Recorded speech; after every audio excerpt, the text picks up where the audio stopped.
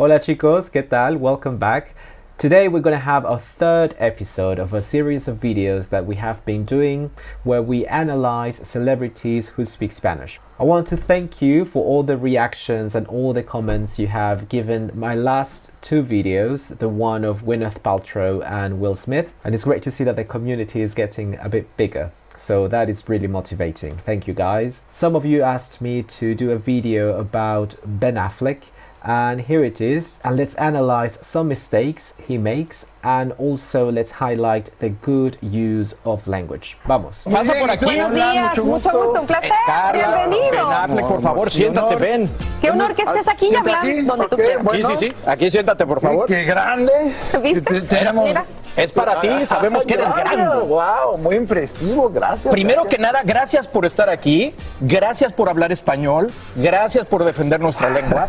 Y sé que tu hija me estaba contando backstage, tu hija habla mejor español que tú y eso te frustró. Sí, es muy difícil. Mi hija tiene 14 años y ya es un poquito mejor que yo. Qué bien. Pero siempre supe que tuve acento mejor porque aprendí español en México cuando tuve 13 años. Vive allá. Y entonces supe que no tengo un perfecto vocabulario o los verbos, pero tengo acento. Okay, let's go back to what he started saying. Sí, sí. Aquí siéntate, por favor. Qué grande. ¿Viste? Que grande. I really like this introduction with an exclamation using your que with that adjective. Really good. Mira. Es para ti, sabemos que eres grande. Wow, muy impresivo, gracias. Primero que nada. Muy impresivo. Now, this one is interesting. The word he was looking for was impresionante, which means impressive.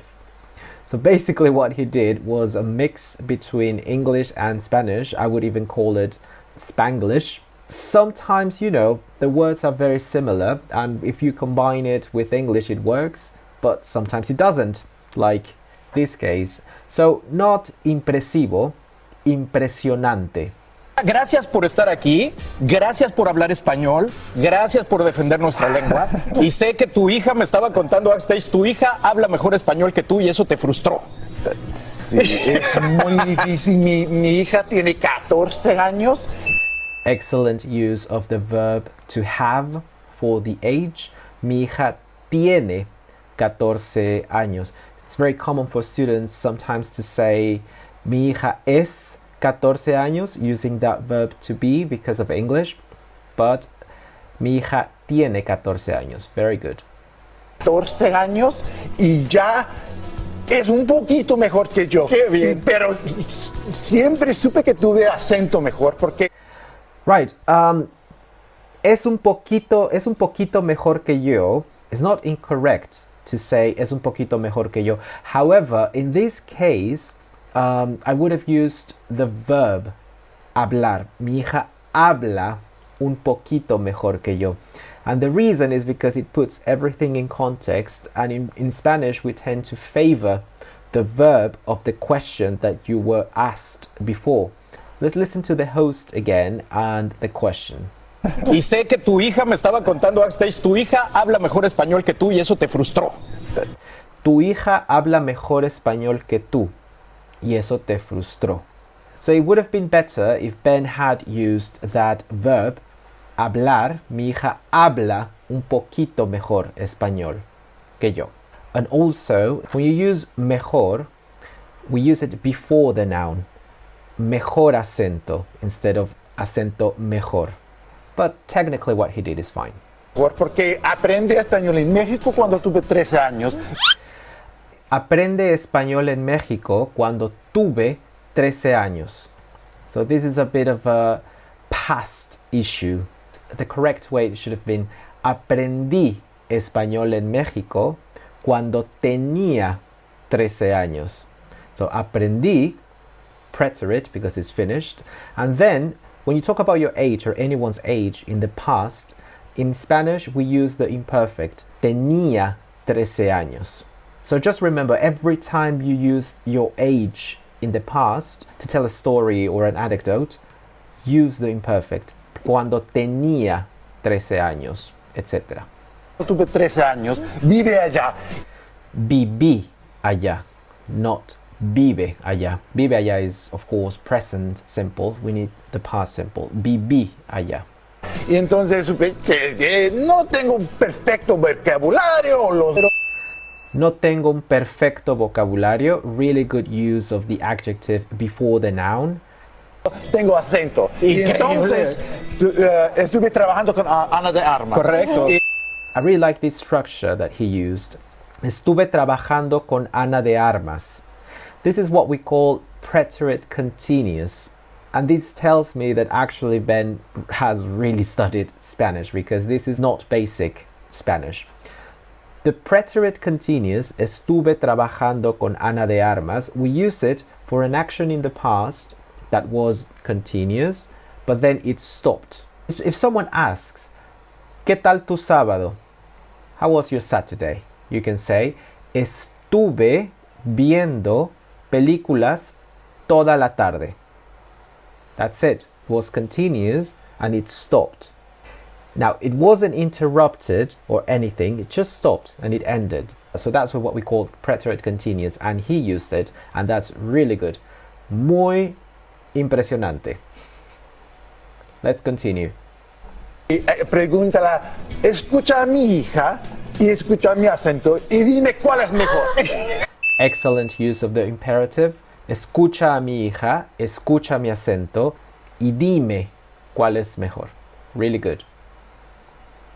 Mi hija dijo cosas en español y entonces yo y Ana se, tu hija es mejor.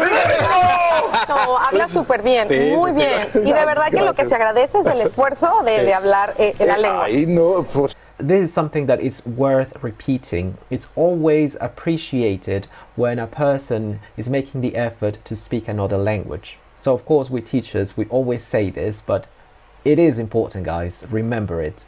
It's okay to make mistakes. We appreciate that you are trying. Supuesto que sí, es una lengua muy importante y también muy gente aquí en este país lo hablan y también. Es una lengua muy importante. That was great. But then he said, muy gente en este país lo hablan.